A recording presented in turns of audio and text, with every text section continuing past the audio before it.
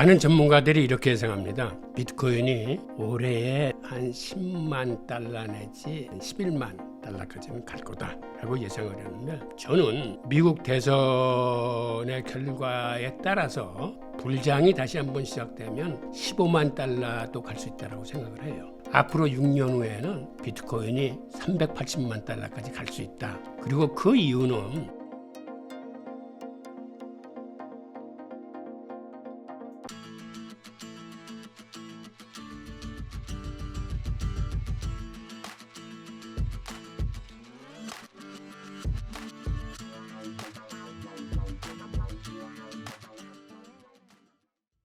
저는 예전에 우리나라 무역투자진흥기관 코트라에서 32년을 근무했습니다. 그 중에서 해외 7개국에서 18년을 생활했습니다. 그래서 그때에 무역업계를 지원하기 위해서는 세계 경제의 흐름이나 상대국 경제도 잘 알아야 되기 때문에 아마 30여 년 동안 계속 세계 경제를 현장에서 지켜봐왔었고, 그 다음에 코트라를 정년 퇴직한 이후에는 대학에서 학생들을 가르쳤습니다. 그리고 지금은 대학도 정년 퇴직을 하고 이제는 자유롭게 글쓰기와 유튜브 활동을 하고 있습니다. 촬영일 기준 비트코인이 8천만 원까지 떨어졌는데 그 이유를 알 수 있을까요? 비트코인이 조정을 받고 있는데, 저는 이거를 가격 조정이 아닌 시간 조정으로 보고 있습니다. 그 이유는 지난해 9월서부터 올해 3월까지 7달 동안 비트코인이 연속 상승을 했어요. 그러니까 그때 우리 돈으로 치면은 한 3,400만 원대에서 1억 500만 원까지 300% 이상 올랐습니다. 그러니까 가격이 엄청나게 단기간에 이제 오른 거죠. 그러다 보니까 지금은 그 이격을 줄이기 위해서 조정을 받고 있는데, 다행히 이거를 가격 조정은 아니고 저는 시간 조정으로 보고 있습니다. 그리고 지금 아마 전고점 대비 한 20여% 빠졌을 거예요. 이거는 어떻게 보면 일상적인 조정이라고 볼 수 있어요. 그리고 지금 이 그래프를 보시면 이게 비트코인의 주봉인데, 그 지난 7개월 동안 이렇게 급격하게 올랐던 게 가격 조정 대신 시간 조정을 받으면서 지금 거시경제 흐름이 불확실성이 계속되다 보니까 이렇게 옆으로 횡보하는 모습을 보이고 있습니다. 8월 5일 비트코인 폭락이 있었는데 오히려 기관들은 비트코인을 대량 매수했습니다. 비트코인의 긍정적이라고 볼 수 있을까요? 기관들은 비트코인 전망을 나름 긍정적으로 보고 있습니다. 그런데 기관들이 움직이려면 사실은 두 가지 조건이 충족이 돼야 돼요. 그게 뭐냐면, 기관들이 항상 갖고 있는 두 가지 큰 원칙이 있는데, 하나는 거시경제 흐름에 맞서지 마라. 두 번째는 미국 정부의 뜻에 맞서지 마라. 라는 게 기관들의 아주 철칙이에요. 그래서 기관들이 본격적으로 비트코인 시장에 뛰어들려면 사실은 이 두 가지 조건이 충족이 돼야 됩니다. 그러니까 지금같이 거시경제 흐름이 지금 불확실성이 있어서 어느 한 방향으로 정리되지 못했거든요. 그런데 앞으로 이게 우호적으로 방향이 정립이 된다면, 그 다음에 또 하나는 미국 정부의 뜻에 맞서지 말라는 거는, 여태까지는 미국 정부가 사실은 규제 일변도였었는데, 다음 정권에서는 지금과 같은 정권의 방향과는 다른 방향, 즉 한마디로 친암호화폐 정권이 탄생할 가능성이 커졌기 때문에 두 가지가 충족이 되면 기관들이 본격적으로 아마 암호화폐 투자를 할 겁니다. 사실 비트코인이 ETF에 노출됐다는 건 어떤 의미를 갖고 있냐면, 그간 기관 투자자들은 비트코인에 투자를 하고 싶어도 투자를 하지 못했습니다. 가장 중요한 이유는 첫째는 세금 문제, 두 번째는 회계 문제, 세 번째는 수탁 문제 등이 있었는데, 이를 일거에 해결해 준 게 비트코인 현물 ETF예요. 그래서 지난 1사분기에 1억 달러 이상의 자금을 운영하는 기관 투자자들은 미국 증권거래위원회에 그들의 포트폴리오를 매 분기별로 보고하게 돼 있어요. 그래서 1사분기 보고서를 들여다보니까 기관 투자자들 944개 기관이 비트코인 현물에 투자한 걸로 드러났어요. 그런데 1분기 장세가 944개 기관이 투자를 했는데도 불구하고 개인 주도 장세가 80% 이상입니다. 기관들의 수요는 생각보다 그렇게 많지 않았다는 거예요. 그런데 실제로 SEC의 그 F13이라는 보고서를 제출해야 될 기관의 숫자가 몇 개냐면 자그마치 10,000개가 넘어요. 그러니까 944개가 우리가 많은 것처럼 보이지만 사실은 10분의 1도 발을 담그지 않았고, 그리고 투자한 기관 투자자들도 많은 금액이 아니고 이제는 시험 삼아서 조금씩 사보는 수준이기 때문에 앞으로는 이런 기관 투자자 수가 많이 늘어날 거고, 그중에서도 특히 대형 금융기관들이 참여할 가능성이 큽니다. 그리고 포트폴리오 비중도 이와 같은 작은 금액이 아니고 뭐 1%, 2%, 3%, 5% 정도로 앞으로는 커질 가능성이 있어요. 그래서 돈나무 언니가 이런 얘기를 했어요. 2030년경에 자기가 보기에는 비트코인 가격이 150만 달러까지는 오를 것 같다라는 얘기를 했는데, 최근에는 이 금액을 상향 조정했습니다. 자기가 잘못 생각했다, 계산을 잘못했는데 380만 달러까지 오른다라고 수정 발표를 했습니다. 그 이유는 생각보다는 대형 금융기관들이 참여할 가능성이 크고 그들이 포트폴리오를 크게 늘릴 것이다. 한 5%까지는 늘릴 가능성이 있다라고 얘기하면서 그 수치를 가지고 다시 대입을 해보니까 자기가 예전에 계산했던 150만 달러가 아니라 230만 불이 추가돼서 380만 달러가 되더라라고 발표한 바가 있습니다. 국민연금이 460억 상당의 마이크로 스트래티지 주식을 투자했다고 하던데 비트코인에 간접 투자한 걸로 보는 게 맞을까요? 국민연금이 그렇게 마이크로 스트래티지 주식을 산 거는 참 잘한 일이라고 봐요. 왜 그러냐면 노르웨이 국부펀드가 올해 상반기에 비트코인과 관련된 주식들을 샀는데 그 결과 그 비트코인 개수를 계산해 보니까 2,446개 정도를 산 셈이더라라는 발표를 했어요. 즉 노르웨이 국부펀드는 비트코인을 직접 산 게 아니고 지금 얘기했던 마이크로 스트래티지 주식을 샀고, 그 다음에는 마라톤 디지털 주식, 코인베이스의 주식, 그 다음에 블록 주식 등 비트코인을 투자한 기업들의 주식을 샀는데, 그 주식을 다 계산해 보니까 한 1억 5천만 달러 어치 샀고, 그거를 국민 1인당으로 계산해 보니까 1인당 27달러 정도의 비트코인을 소유한 셈이 되더라라는 발표를 했습니다. 그리고 또 하나 고무적인 뉴스는 마이크로 스트래티지 주식 가격 상승률이 엔비디아를 제치고 미국 전체 주식 중에서 상승률 1위를 달성했어요. 그러니까 이렇게 비트코인을 전략 자산으로 매입한 기업의 주식이 이렇게 급등하는 현상을 보고 앞으로는 많은 기업들이 그들의 전략 자산으로 비트코인을 매입할 가능성이 더 커졌습니다. 그리고 이렇게 상승률이 좋은 주식을 국부펀드나 연기금들은 사지 않을 수 없어요. 그건 앞으로도 마이크로 스트래티지 같은 주식은 계속 이들이 살 겁니다. 왜 그러냐면 그렇게 사는 게 그 펀드의 수익률을 높이는 거기 때문에. 그래서 이러한 현상들이 비트코인한테는 우호적으로 작용할 수 없게 되겠죠.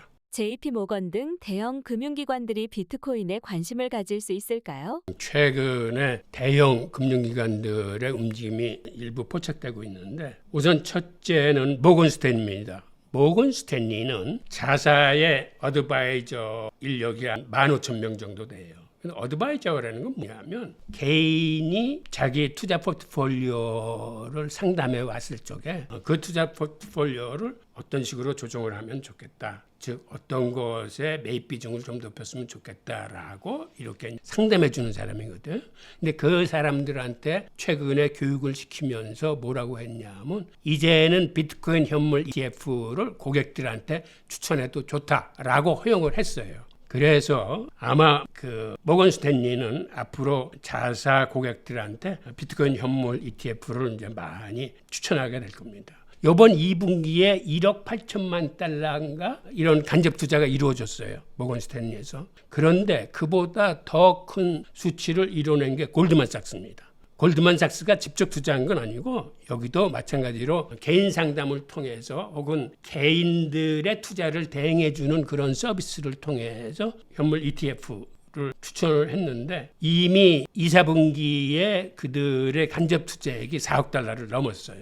앞으로 이런 식으로 대형 금융기관들이 자사 고객들한테 혹은 그들의 대행 서비스를 통해서 간접 투자를 늘릴 겁니다. 그리고 머지않아서 이들이 이 시장에 들어와서 직접 투자도 할 가능성이 커져요.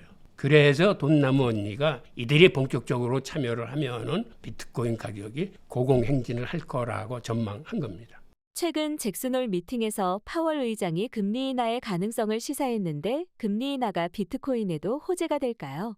금리 인하를 하면 사실은 모든 자산 시장의 호재입니다. 근데 특히 금하고 비트코인의 더 호재인 이유는 원래 금이나 비트코인은 갖고 있어도 여기는 이자가 붙지 않는 거예요. 그럼에도 불구하고 지금 금값이 사상 최고치를 계속 경신하는 이유는 기존의 달러 등 법정 통화가 너무 많이 풀렸어요. 지난 10여 년 사이에 자그마치 10배 이상의 돈이 풀렸어요. 그러면 사실은 그 대체 자산인 금이나 비트코인은 거기에 비례해서 가격이 올라가야 되는데 그간 금 시장이나 비트코인 시장을 사실은 미국 정부가 많이 억눌렀기 때문에 한마디로 금값의 상승은 달러의 불신을 초래한다고 해서 2009년이나 2020년경에 금 가격이 온수당 2,000달러에 근접했을 적에 금 선물 시장에 엄청난 규제를 가해가지고 가격을 밑으로 눌렀습니다. 그런데 앞으로는 이게 미국 뜻대로 그렇게 쉽지 않을 거예요. 왜 그러냐면 지금 금시장 같은 경우는 브릭스 국가들, 중국, 인도, 러시아, 투르키예 같은 데의 중앙은행들이 엄청나게 사고 있어요. 그들이 왜 이렇게 사냐면 우크라이나 전쟁으로 인해서 미국 정부와 서방 세력들이 외환보유고 압류하는 걸 보면서 미국 국채를 외환보유에 갖고 있다가는 나중에 미국하고의 사이가 엇나면은 우리도 저런 식으로 압류를 당하겠구나 생각해서 그들이 지금은 미국 국채를 사지 않고 대신에 금을 담습니다. 그러니까 그들이 이렇게 금을 맹렬하게 수입하고 있다 보니까 미국 정부가 옛날처럼 함부로 금 가격을 규제를 못해요. 왜 그러냐면 미국 선물 시장의 금 가격을 떨어뜨리면 상하이 금 선물 시장하고 가격차가 발생하는데 이 선물 시장의 금 가격은 만기일이 되면 현물 인도가 원칙이에요. 그럼 오히려 저 세력들한테 금을 싸게 내주는 그런 결과를 가져오기 때문에 옛날처럼 이제는 미국 정부가 심하게 규제를 해서 금 가격의 괴리를 만들어내지 못할 겁니다. 그러다 보니까 지금 금 가격이 2,500달러를 넘어서서 한 3,000달러까지 갈 거다라는 전망들이 우세한데 이렇게 금이나 비트코인 같은 이런 달러에 대한 대체 자산들은 사실은 달러의 그 헛발질에 의한 그런 부메랑 효과라고 이제 그런 것들을 이제 많이 얻는 거죠. 비트코인의 판도를 흔들어 놓을 이슈가 있다면 무엇일까요?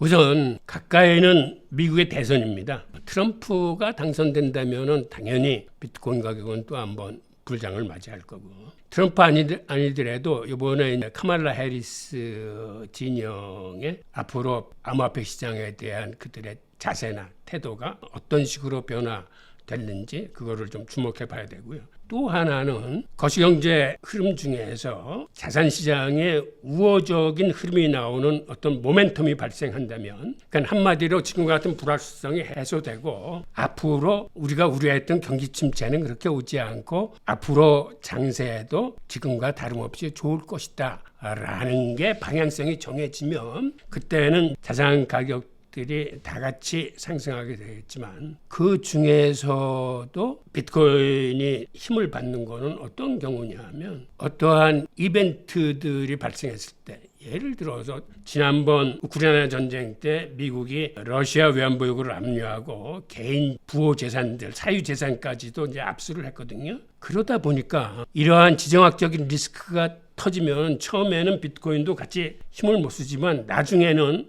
이게 세계 화폐라는 인식을 가지면서 이거는 다른 자산 시장에 비해서 일찍 디커플링 되면서 가격이 오릅니다. 그러다 보니까 전쟁이나 지정학적인 리스크나 어떤 큰 뉴스 같은 게 터지면 처음에는 자산 시장이 다 같이 폭락세를 겪다가도 비트코인은 먼저 빠져나와요. 하여튼 그런 식의 어떤 특별한 모멘텀이 생기면은 비트코인이 힘을 받겠죠. 트럼프의 암호화폐 강대국 계획이 시장에 어떤 영향을 줄 수 있을까요?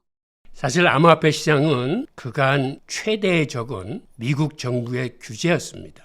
그런데 이제 만약 미국 대선에서 친암호화폐 정권이 들어선다면 곧 트럼프 정부가 들어서든지 아니면 지금 카말라 해리스가 선거 유세 기간 중에 친암호화폐 정책을 내놓든지 하여튼 어느 쪽이든 새로운 정권이 들어서면 미국에는 최초의 친암호화폐 정권이 탄생할 걸로 보입니다. 그렇게 되면 많은 일이 변하겠지만 기본적으로 모든 암호화폐에 대한 정책이 친암호화폐 쪽으로 선회할 뿐만 아니라 그 다음에 미국에는 암호화폐 투자한 투자자들이 지금 생각보다 굉장히 많아요. 지난해 4월 통계로 미국 국민의 22%가 암호화폐 투자한 걸로 나타났습니다. 그러다 보니까 선거가 치열해질수록 이들의 표심을 잡기 위해서 친암호화폐 정책을 내걸 가능성이 더 커졌어요. 이미 트럼프 대통령 같은 경우는 본인이 당선되면은 첫째, 비트코인을 사례결제에 허용하겠다라고 발표했을 뿐만 아니라 두 번째, 개인의 프라이버시를 침해할 수 있는 CBDC 발행은 불허하겠다. 즉, 이 얘기는 스테이블 코인의 강세를 의미합니다. 그리고 스테이블 코인의 강세는 암호화폐 시장 전반의 활성화를 의미하게 됩니다. 그리고 세 번째는 미국 증권거래위원회 수장의 친암호화폐 인사가 발탁될 가능성이 커요. 그리고 이 암호화폐 산업을 발전시키기 위해서 관련 자문위원회를 결성하는 등 굉장히 의욕적인 계획들이 많이 발표되기 때문에 아마 트럼프가 재선된다면 암호화폐 시장은 크게 탄력을 받게 될 겁니다. 그리고 앞으로 유세 기간 중에 트럼프와 해리스가 지지율의 박빙을 이루게 되면 아마 해리스 측에서도 친암호화폐 정책을 발표하지 않을까 하는 기대를 좀 하고 있습니다. 해리스는 현재 암호화폐에 대해 말을 아끼고 있는데 해리스가 당선되더라도 친암호화폐적인 정책이 나올 수 있을까요? 지금 해리스가 말을 아끼고 있는 이면에는 생각보다는 해리스 돌풍이 거세면서 트럼프하고의 지지율 격차가 많이 벌어지고 있어요. 어떤 설문조사에서는 자그마치 7% 이상을 앞서고 있다. 라고 해서 이러한 상황 속에서 굳이 해리스는 친암호화폐 공약을 함으로써 혹시도 불거질지 모르는 리스크를 감내하지 않으려고 드는데 문제는 로버트 케네디가 중도 사퇴를 하면서 그 사람한테 갔던 골수 지지층이 한 5% 정도 돼요. 그리고 그가 트럼프 지지를 선언했기 때문에 그 5% 중에 상당수는 트럼프 지지로 돌아설 겁니다. 그래서 폴리마켓이라 부르는 선거 배팅 이런 곳에서는 일반 설문조사하고는 틀리게 지금 트럼프와 해리스가 아주 박빙을 하고 있습니다. 그리고 경합주 6곳에서는 오히려 트럼프가 4곳에서 우세하다고 돼 있어요. 그러니까 일반 설문조사하고 돈이 걸린 배팅하고는 지금 확연하게 차이가 납니다. 그래서 앞으로 9월 10일 날 양자 간의 토론 대결이 아마 분수령이 될 것 같아요. 그리고 이렇게 만약 치열한 박빙이 계속되면 해리스도 그 암호화폐 투자자 22%를 결코 무시하지 못할 거예요. 그래서 그들의 표심을 끌어오기 위해서는 친암호화폐적인 정책을 발표할 가능성이 있습니다. 비트코인이 현재 지루한 횡보를 이어가고 있는데 현재 사이클에 어느 정도를 지나고 있다고 보면 될까요? 글쎄, 사이클이라는 개념은 잘 와닿지 않는데요. 저는 비트코인을 바라볼 적에 우리가 비트코인의 탄생 배경, 곧 비트코인의 철학과 사상에 동의를 한다면 비트코인은 가치 투자의 대상이에요. 그러니까 이거는 가격 변동에 일희일비하지 않고 이건 내가 평생 가져가겠다는 자세로 매월 혹은 매주 적립식 투자를 저는 권합니다. 그러다 보니까 가격 사이클이거나 매입 매도 시기를 비트코인과 이더리움에는 적용시키면 안 될 것 같아요. 저는 테마별 코인은 거시경제 흐름이나 이런 거를 보면서 매입 매도 시기를 잡아야 되지만 비트코인과 이더리움만큼은 이 두 개 코인은 계속 적립식 장기 투자를 하시면서 갖고 가시라. 그리고 이거는 다른 암호화폐에 비해서 가장 변동성이 적으면서도 궁극적으로 가장 상승률이 높을 수 있는 코인들이에요. 그 나름의 가치를 보유하고 있기 때문에 그렇게 말씀드리고 싶네요. 비트코인이 이번 장에 얼마까지 상승할 수 있을까요? 많은 전문가들이 이렇게 예상합니다. 비트코인이 올해에 한 10만 달러 내지 11만 달러까지는 갈 거다. 라고 예상을 했는데 저는 미국 대선의 결과에 따라서 불장이 다시 한번 시작되면 15만 달러도 갈 수 있다고 생각을 해요. 그리고 궁극적으로는 앞으로 비트코인이 오를 그 여러 가지 팩터들이 정말 참 많습니다. 참 많은데 그러다 보니까 비트코인은 기하급수적인 상승이 가능해요. 그래서 저는 돈나무 언니 캐시우드가 얘기하는 전망에 사실은 동의를 합니다. 그 양반이 앞으로 6년 후에는 비트코인이 380만 달러까지 갈 수 있다. 그리고 그 이유는 기관 투자자들, 특히 대형 금융기관들이 적극적으로 투자를 하고 그들이 투자 포트폴리오를 한 5%까지 늘리면은 충분히 가능하다라고 전망을 하는데 그 얘기가 저는 일리 있는 얘기라고. 비트코인은 끝까지 모아가는 자산이라고 말씀하셨는데 그래도 매도를 해야 한다면 언제 하는 것이 좋을까요?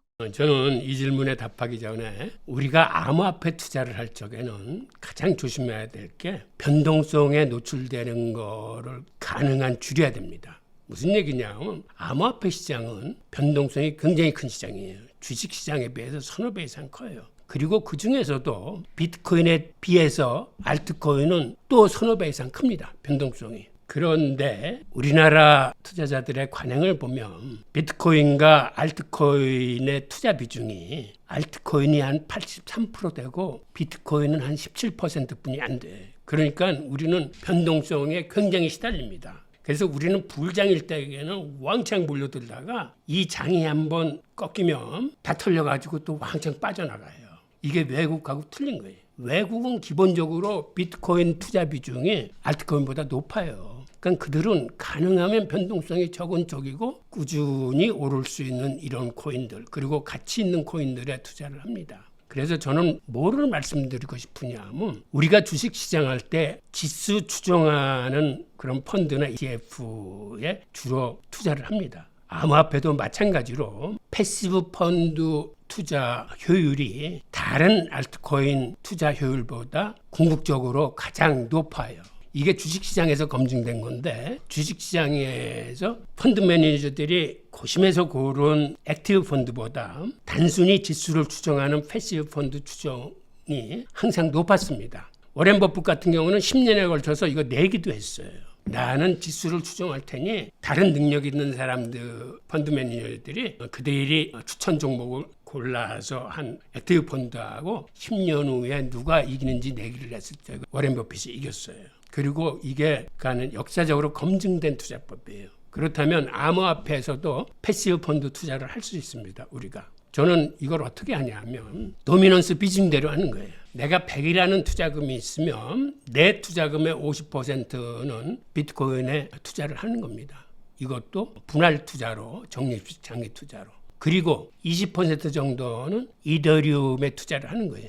이것도 도미넌스하고 비중하고 비슷하게 가져가는 거예요. 그리고 나머지 30%를 가지고 기타 알트코인들에 투자를 하는데 이 투자는 테마별 1등 코인이라고 생각하는 거를 한 5개 내외로 골라서 예를 들어서 이런 거예요. 올해 상반기에 가장 많이 올랐던 게 민코인이고 그 다음엔 RWA 코인이고 그 다음에 인공지능 코인이고 그 다음에 데핀 코인 같은 거예요. 이런 테마들 중에서 대장 코인들을 골라내고 그 다음에는 앞으로 주목되는 게 원코인과 레이어2 간의 기술 경쟁이 레이어1 같은 건 이제 솔라나 아발란체로 대표되는 거고 레이어2는 사실은 이더리움의 업그레이드가 제대로만 된다면은 처리 속도나 수수료가 굉장히 쌀 것으로 생각되기 때문에 레이어2 코인과 레이어1 코인 간의 경쟁이 치열해질 거다라고 예상을 했는데 상반기 결과를 보면 레이어2 코인의 완패입니다. 왜 그러냐면 레이어1 코인들은 한 40몇 프로 올랐어요. 전체적으로. 근데 레이어2 코인은 반대로 40몇 프로가 까졌어요. 즉 기술 경쟁에서 완전히 투자자들이 이쪽을 외면하는 거예요. 하지만 이것도 앞으로의 기술의 진화나 업그레이드의 진행 상태를 계속 봐야 돼. 그러니까 이런 식으로 레이어1 코인 중에서 하나 뭐 이런 식으로 한 5개 정도는 각 비중을 한 5% 정도 하면 한 30% 정도 돼요. 그래서 이거는 사실은 거시경제 흐름을 보고 매입 시기, 매도 시기를 잡아야 돼. 그런데 일반 아마추어들이 거시경제 흐름을 보고 매입, 매도 시기 잡기가 힘들어요. 그래서 좀 쉽게 얘기하면 그냥 이동평균성, 예를 들어서 120일 이동평균성 같은 걸 보고 골든크로스가 발생하면 매입하고 데드크로스가 발생하면 그때가 매도 시기예요. 어렵게 생각하지 말고 그럼 나는 이동평균선을 보고 하겠다라고 하셔도 되고, 그 다음에 조금 더 정밀하게 하실 수 있다. 그리고 경제적인 지식이 좀 있으신 분들은 거시경제 흐름을 보면서 방향성을 잡아가시면 될 것 같아요. ETF가 출시에도 불구하고 현재 이더리움 가격이 하락하는 이유가 있을까요? 비트코인 현물 ETF가 출연했을 당시하고 지금 똑같은 이유입니다. 무슨 얘기냐면 그레스케일이 기존에 이 펀드를 갖고 있어요. 그러다 보니까 그 펀드에서 ETF로 갈아타려는 이런 움직임이나 그 펀드 자체에 투자한 사람들이 거기는 한번 들어가면 의무적으로 6개월 이상 묶어둬야 돼. 그러다 보니까 차익 실현을 한 사람들이 많아요. 그래서 지금 차익 실현 욕구가 나와서 비트코인 현물 ETF가 나왔을 적에도 그레스케일의 매도세가 크기 때문에 한 2주간 정도는 굉장히 가격이 떨어졌었어요. 지금 이더리움이 그때하고 현상이 똑같습니다. 그래서 이런 시기를 좀 이겨내고 지금 매도 폭탄이 좀 잠잠해지면은 이거는 다시 상승세를 탈 가능성이 있어요. 그리고 많은 전문가들이 지금 어떤 예상을 하냐면 이더리움 ETF의 상승 속도가 과거 비트코인 현물 ETF의 상승 속도보다 더 빠를 수 있다. 그 얘기는 여태까지 비트코인이나 이더리움은 거의 동행성을 보였습니다. 이더리움이 동행성이 한 98% 정도 돼요. 그러니까 시차를 두고 있기는 하지만 비트코인이 오르면 이더리움도 항상 비슷하게 오르고 이런 형세를 보였는데, 앞으로는 이더리움의 상승세가 비트코인보다 더 빠를 수 있다라고 예상하는 전문가들이 많거든요. 그 얘기는 한마디로 이더리움이 비트코인 상승세를 앞서게 되면 그때는 알트코인 시장 전체의 대세 상승기가 옵니다. 그러니까 기본적으로 여태까지는 어떤 패턴이었냐면 비트코인이 오르고 그 다음에 이더리움이 쫓아가고 그 다음에 메이저 알트코인들 한 10개 정도가 그 다음에 쫓아가고 그 다음에 테마별 알트코인이 쫓아가는 일종의 이런 순환장세를 많이 그렸는데, 앞으로는 그게 좀 바뀔 거라는 거죠. 오히려 이더리움이 먼저 치고 올라가고 그러면 다른 기타 알트코인들은 이더리움을 쫓아가요. 여태까지는 비트코인을 쫓아갔지만 상황이 이더리움 상승세가 더 커지면 그런 식으로 대세 상승장이 올 거라고 예측하시는 전문가들이 계세요. 말씀하신 대세 상승장의 시기를 알 수 있을까요? 시기는 그거는 신의 영역이야. 이러한 움직임이 있을 수 있다는 건데 이거를 정확하게 말씀드릴 수는 없고, 이렇게는 말씀드릴 수 있죠. 그 이더리움 현물 ETF가 과거의 비트코인 현물 같은 상승세를 타게 되면, 그리고 그 상승세가 비트코인의 가격 상승을 넘어서면 그때는 가능성이 보이는 거죠. 그때가 바로 이제 그 시기라고 말씀드릴 수 있습니다.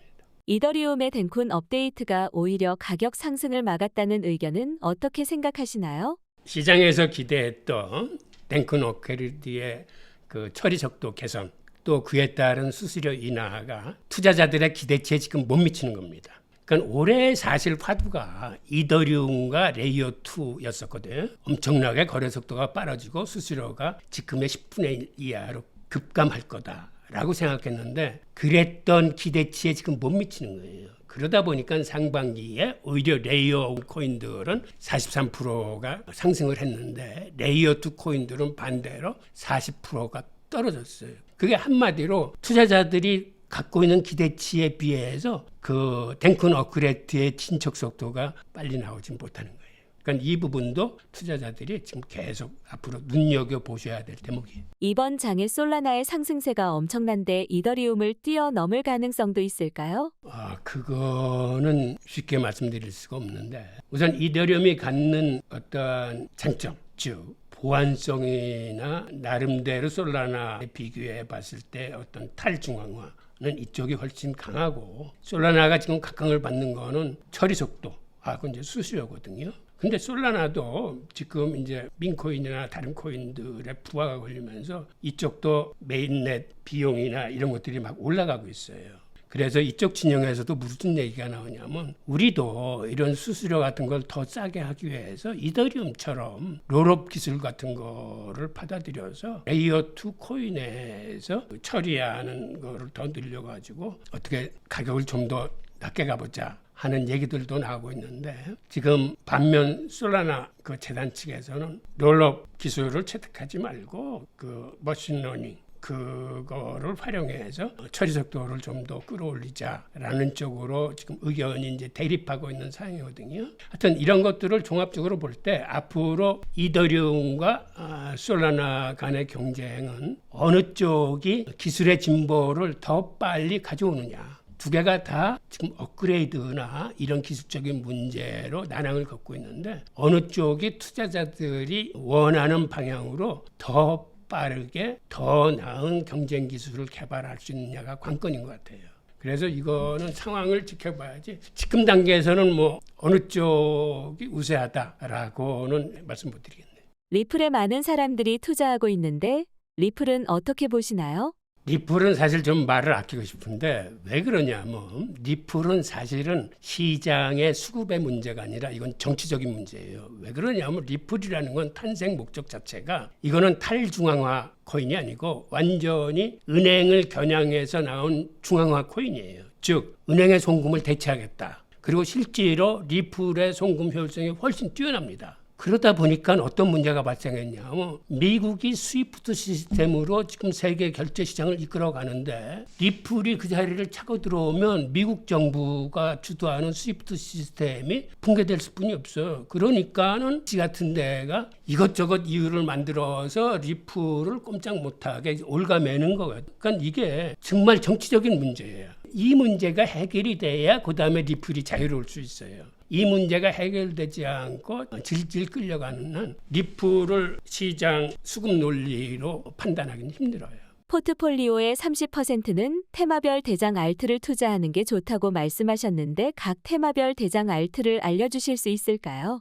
그거는 코인게코 같은 데 들어가면은 카테고리별로 이렇게 나눠져 있어요. 그 카테고리에서 예를 들어 RWA 코인 치면 RWA 코인이 뭐 온더 파이낸서부터 쫙 나옵니다. 그 중에서 사실은 시총이 가장 높은 게 일트코인이 가능성은 있는데 근데 이거는 사람마다 보는 눈이 좀 틀리기 때문에 일부에서는 지금 이거는 너무 과대 포장됐다. 혹은 앞으로의 성장성은 이게 더 높을 수 있다. 그러니까 그 다음 단계는 여러분들이 공부를 하셔야 돼요. 온더 파이낸스, 그 다음 시총들의 코인을 한 서너 개 정도 공부해가지고 자기 확신이 서야 됩니다. 마찬가지로 인공지능 코인들도 마찬가지예요. 그 중에서 한 서너 개 골라서 공부를 하셔야 되고 그 다음에 데핀도 마찬가지고 그 다음에 민코인이 가장 큰 상승세를 보였는데 올 초에 거의 한 1800%가 올랐어요. 근데 저는 사실은 초보자분들한테 민코인을 추천하지는 않습니다. 왜 그러냐면 민코인은 사실은 본질적인 펀더멘탈이 없는 코인이야. 이건 유행을 따르는 코인이야. 이건 한 번 폭락하면 끝간데 없이 폭락할 수 있는 코인이 되나서 저는 이렇게 변동성이 큰 코인은 가급적 우리 입문하시는 분들은 설사 상승률이 높더라도 그거는 좀 멀리 하셨으면 하는 그런 바람입니다. 알트코인은 이더리움이 정고점을 돌파할 때 매수하면 될까요? 아니요. 그거는 패시브 펀드 투자 전략에서 30% 정도는 사실은 지금 담는 시기를 이 거시경제 흐름의 어떤 불확실성이 조금은 정리됐을 때 담으면 더 좋겠죠. 그러니까 이제는 완전히 경기 침체 올 확률은 더 적어졌구나. 혹은 금리 인하가 대세로 자리 잡으면 앞으로 유동성이 더 늘어나겠구나. 이런 방향성이 잡히면 그때는 사셔도 돼요. 그리고 그 전이라도 이거를 분할 매수하시려는 전략을 갖고 있으면 그때서부터는 조금씩 지금서부터 이제 담을 수도 있습니다. 알트코인은 언제쯤 매도하는 게 좋을까요? 지금 제가 말씀드린 거시경제 흐름이 반대로 됐을 때 앞으로는 경기 침체가 확실히 오는구나 라고 했을 적에는 사실은 그때가 매도 시점이고 나는 그런 거 잘 모르겠다 생각하면 아까 얘기하셨던 이동평균선 한 121선을 데드크로스가 발생했다 뚫고 내려온다 그러면 그때 파셔야 되는 거죠. 경기 침체의 가능성을 어느 정도로 보고 계신가요? 저는 사실 반반이에요. 많은 지표들이 경기 침체의 가능성을 보여주고는 있지만 미국 경기가 워낙 좋고 그중에서도 7대 빅테크 기업들의 상승세가 계속되고 있기 때문에 그리고 지금 엔비디아 같은 어떤 인공지능 분야도 지금 고점이다. 이것도 붕괴될 수 있다라는 얘기들이 있긴 하지만 그래도 앞으로 상당 기간 인공지능이라거나 에너지 분야 등등은 세계 경제를 이끌 만한 충분한 어떤 그러한 소재가 될 것 같고, 그 다음에 7대 기업 지금 하고 있는 이러한 사업들이 굉장히 앞으로도 성장 가능성이 높은 사업이라고 보거든요. 그 데이터 센터나 클라우드 산업이나 뭐 이런 것들이. 그래서 경기 침체가 오느냐 마느냐, 지금 이 불확실성을 가늠하기에는 우리가 좀 더 지켜봐야 될 것 같아요. 곧 출간될 모든 돈의 미래 비트코인에 대해 소개 부탁드립니다.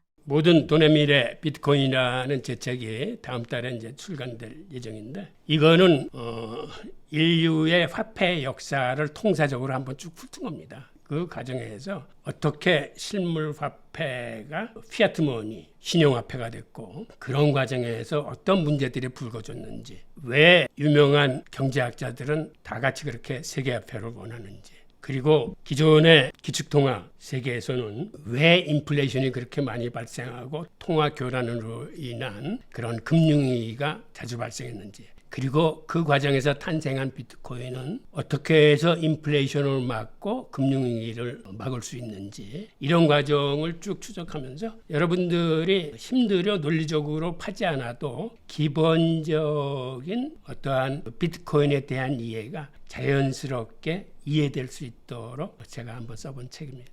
마지막으로 성정길 구독자분들께 한 말씀 부탁드립니다. 제가 부탁드리고 싶은 거는, 암호화폐 시장은 변동성이 굉장히 큰 시장입니다. 그래서 정말 중요한 거는, 특히 초보 입문하시는 분들은 변동성에 노출되는 거를 막아야 됩니다. 즉 변동성에 노출되는 걸 막는다는 얘기는, 그래도 변동성이 비교적 적은 비트코인 같은 투자 비중을 늘리셔야 돼요.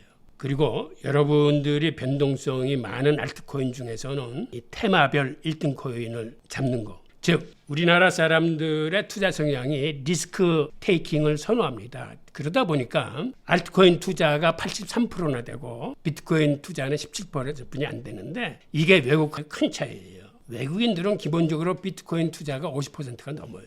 우리도 앞으로는 이런 식으로 정석 투자, 견실한 투자, 가능하면 손해보지 않는 투자, 그 다음에 언제까지라도 갖고 갈 수 있는 이러한 올바른 투자 방법을 확립하는 게 굉장히 중요하다고 저는 생각을 합니다. 그런 의미에서 저는 패시브 펀드 투자 전략을 권하고, 여러분들이 가능한 변동성에 노출되지 않는 방향을 같이 고민하시면서 투자 방향을 정립해 나가시길 바랍니다.